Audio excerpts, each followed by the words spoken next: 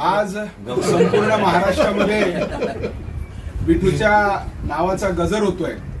आज आषाढी एकादश आहे। संपूर्ण भारतभरातली सगळेच वारकरी पंढरपुराला विठ्ठलाचं दर्शन घेण्यासाठी आलेले आहेत। त्या आषाढी एकादशीच्या निमित्तानं आपल्या सगळ्यांना मी मनापासून शुभेच्छा देतो। आणि योगायोग असा आहे की आज 17 जुलै आहे।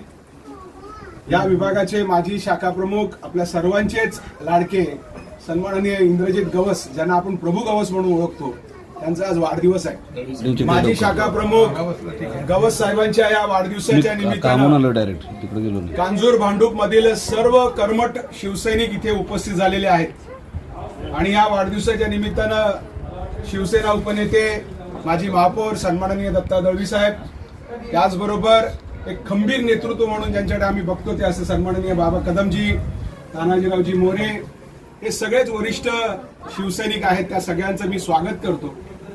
प्रभू गवस बद्दल सांगायचं म्हटलं तर कर्मठ, निष्ठावान आणि बाळासाहेबांचे विचार घेऊन जाणारा हा शिवसैनिक।